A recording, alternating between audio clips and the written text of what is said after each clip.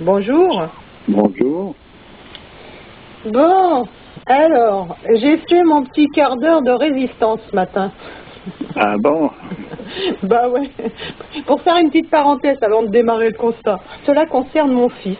Ce matin, l'école m'appelle pour me dire que bah voilà, mon fils a franchi la porte du collège à 8 heures et voyant que le professeur était absent jusqu'à 10 heures, il est ressorti du collège et qu'il allait donc être marqué absent.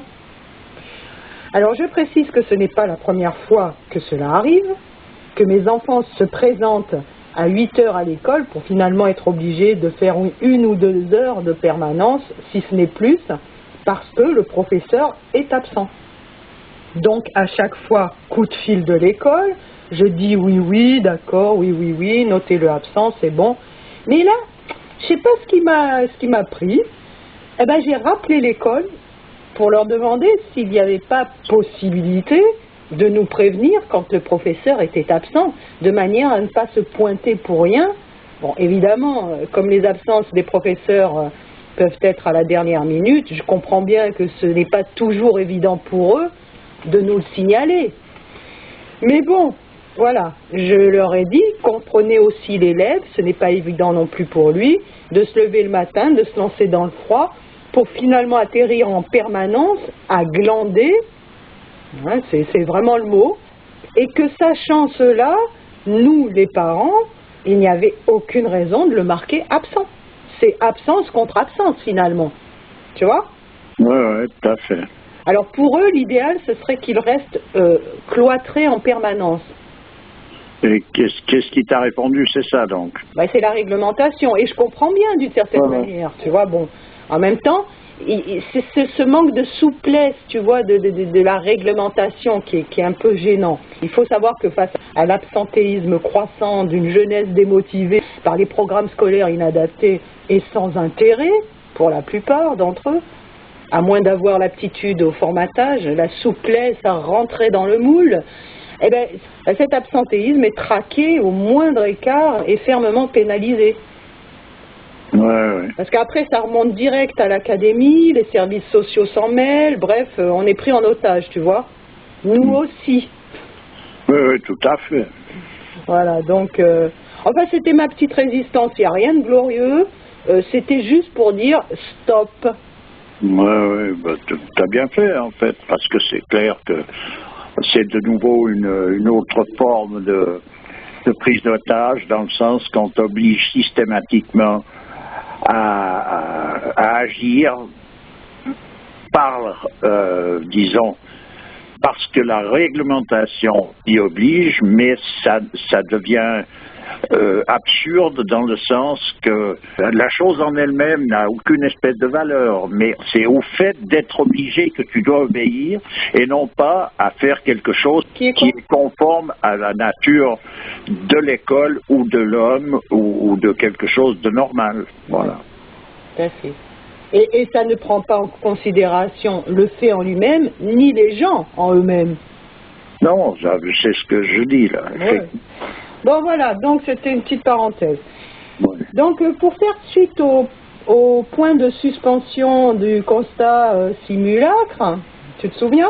Oui. Où on a parlé de l'aspect, d'un aspect du New Age, cet aspect kitsch dégoulinant, tu vois. Bon, c'est une des formes du New Age, mais il y en a d'autres. Donc il y a aussi celui plus snobinard des gens plus ou moins alternatifs qui se veulent spirituels en faisant une espèce de ratatouille des pratiques et des croyances religieuses, espèce de syncrétisme religieux. Ces gens qui se disent être les enfants du Verseau, hein, c'est un mouvement allègrement relayé par Marilyn Ferguson, psychologue et humaniste. Elle a tout pour plaire, elle. Hein. Ouais. Contemporaine, c'est un mouvement qui est tombé finalement à pic dans un monde où le vide spirituel est de mise. Hein. Oui, c'est ce qu'on appelle la contre-tradition. Voilà, alors... Ça fait partie de la contre-tradition, ça fait partie donc du New Age, effectivement. Et c'est ce qui représente en quelque sorte l'élite du New Age. Voilà. Bon, eux, ils ont récupéré finalement tout ce qui est, toutes les valeurs des différentes traditions. Ils les ont malaxés, ils ont fait une espèce de bouillie informe. C'est ça leur doctrine, voilà. Ouais, je vois bien. Mais ils ont même pas pris tout ce qu'il y avait de bon, ils ont pris ce qui s'estimait qui allait pouvoir leur servir pour prendre en otage l'ensemble de la population. Parce qu'en fait, le but d'une pseudo-religion, c'est de pouvoir maintenir les gens sous une emprise. Il faut les tenir avec tous les moyens, y compris sur un plan psychologique, ça sinuait jusque dans les croyances, dans le domaine de la croyance. Tu penses qu'ils ont pris tout ce qui les arrangeait dans chaque tradition et religion? Bien sûr, ils sont en train de faire une nouvelle religion, donc bidon, c'est-à-dire, comme je dis souvent, la poupée gonflable, mais cette poupée gonflable, ils la font la plus ressemblante possible. Alors évidemment, ça ne trompe que celui qui ne sait pas ce que c'est que la réalité, mais par contre, c'est vrai que ça peut ressembler, a priori, à quelque chose de vrai. Donc c'est bien fait. Donc ils ont laissé tout ce qui est contraignant, hein, et ils ont pris le meilleur. C'est même pas ce qui est contraignant pour eux, mais c'est l'histoire des 9 vérités pour cacher le mensonge. Alors il y a un passage, bon, ils auront de la difficulté à ne pas être grotesques, par contre. Ce qui veut dire qu'en restant attentif à ça, tu sais, c'est comme le petit défaut à un moment donné qui tape à l'œil dans un ensemble, tu vois. Ouais. Alors ce petit défaut, en fait, il emporte le total. Ah oui, d'accord. Mais simplement, faut rester vigilant, se tenir après des références qui sont fondamentales, qui sont quelque chose que l'on retrouve dans chaque tradition. Il y a toujours un moyen de nous permettre, c'est-à-dire une boussole qui permet de naviguer. Oui, d'accord. Voilà. Donc entre ce kitsch et ce pseudo... Oui, c'est une autre forme de kitsch, mais qui se veut plus élaborée. C'est l'élite du kitsch, quoi. Voilà. Oui, d'accord. Non, parce qu'au bout d'un moment, on peut tout, tu vois, on peut tout hiérarchiser, y compris une anomalie. Ouais. Oui, parce qu'ils se prennent pas pour la cuisse de Jupiter, hein, tout ce beau monde. Tu vois? C'est pas la cuisse Jupiter, c'est la queue de la poire. Ah bon? Oui, oui. On dit comme ça? Oui. La cuisse de Jupiter, ma grand-mère disait ça. Non, ça va pas, là. Bon, ils se prennent pas pour la queue de la poire non plus, tout ce beau monde, hein? Ah ben non, bien sûr que non, il n'y a pas de raison à partir de là, tu comprends. Et pour que ça arrive bien, il faut qu'ils s'y croient. C'est pas simplement ils sont pas en train comment est-ce qu'il faut dire, de pigeonner quelqu'un en particulier. Pour eux, ils y croient à leur histoire. Simplement, ils sont eux-mêmes de nouveau conditionnés pour jouer ce rôle. Ils sont eux-mêmes, eux aussi zombifiés, on peut dire. Oui, c'est un conditionnement qui fait qu'ils jouent ce rôle, et puis pour que le rôle soit bien joué, il faut qu'ils le vivent. Il faut vivre son rôle. On connaît bien ça dans le théâtre. Si tu vis pas ton rôle, c'est médiocre. Il faut y être, il faut participer de l'histoire. Alors en l'occurrence, comme ils y croient, ils y participent avec ferveur. Bon, il y en a de temps en temps un qui est justement en quelque sorte prétendument l'élite parmi l'élite aussi, où justement cette chose-là détonne. C'est-à-dire que lui, il y croit plus, il fait son numéro parce qu'il sait où il va. Il sait où ça amène l'ensemble de la population. Tu parles des faux gourous? Oui, mais en principe, ceux-là, on les entend pas, ils viennent pas sur scène. C'est-à-dire? C'est eux qui dirigent la barque, mais ils viennent pas sur scène. Ouais, d'accord. Ouais, ils se font discrets pour pas être repérés par ceux qui voient?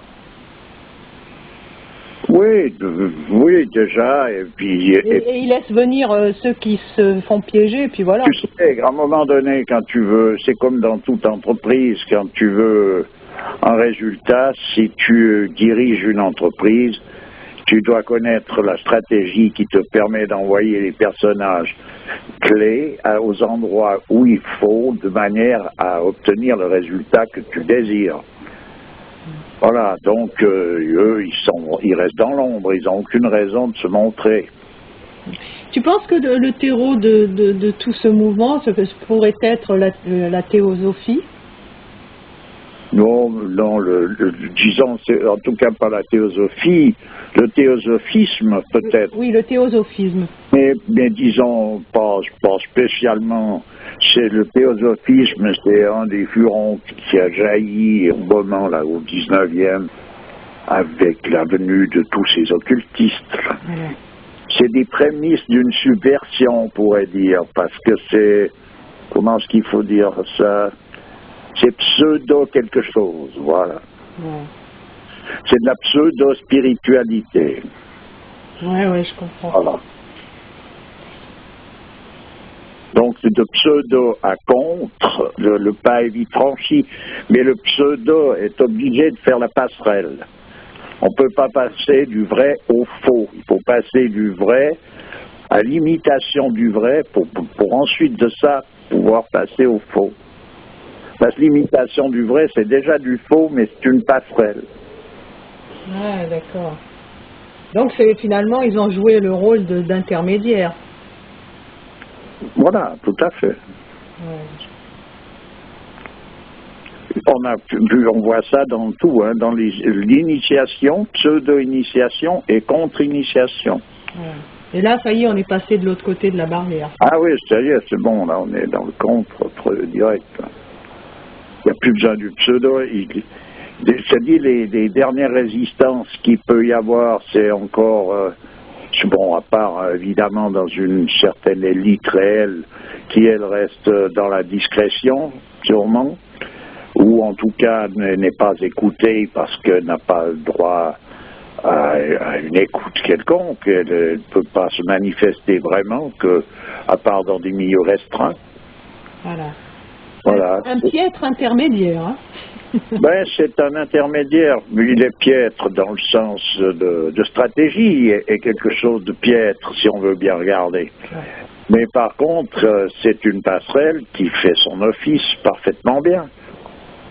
On a passé de l'initiation à la pseudo-initiation, ensuite à la contre-initiation.